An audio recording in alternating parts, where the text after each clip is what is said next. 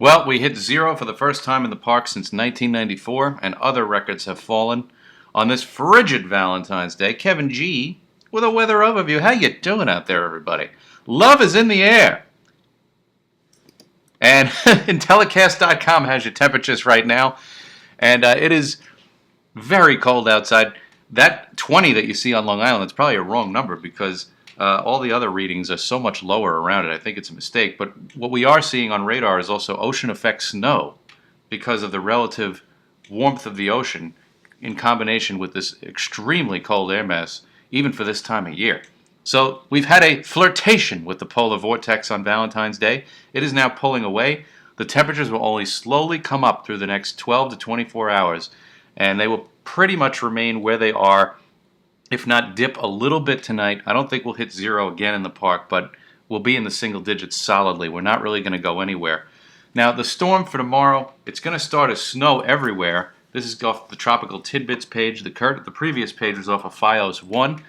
And this is the NAM model, and you can see that snow breaks out tomorrow, and by tomorrow night, the snow changes over to rain along the coast. So not a big significant accumulation with this storm. The cold air is going to retreat just in time for the storm to come in. Everything is not going to gel together to give us a big snowstorm. But the problem to me is that the ground temperatures are going to be slow to respond. The air temperature may be 34, 35, but the ground temperature may struggle to be in the low 30s. So pockets of significant icing are possible in all areas tomorrow night, and I'd be very concerned.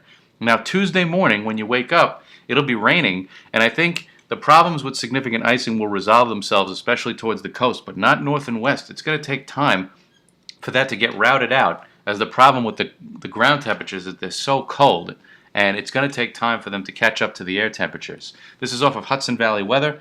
It's a soaking rainstorm, basically. Once we get past Tuesday morning, a lot of the problems with icing will be done, and we'll just be looking at 1 to 2 inches of rain, very soaking rain for Tuesday into Tuesday night before it lets up. This is meteorologist Joe Chaffee off of FiOS 1, and I think this is a good idea. Now, the area in the 2 to 4 inch range, they're going to have significant icing into the morning rush on Tuesday.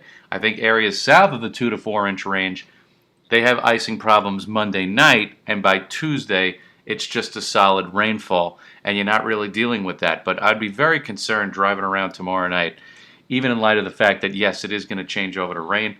This is Intellicast.com, Weather Underground, excuse me, and you can see that there's a notable warmth throughout the entire week once we get past Monday.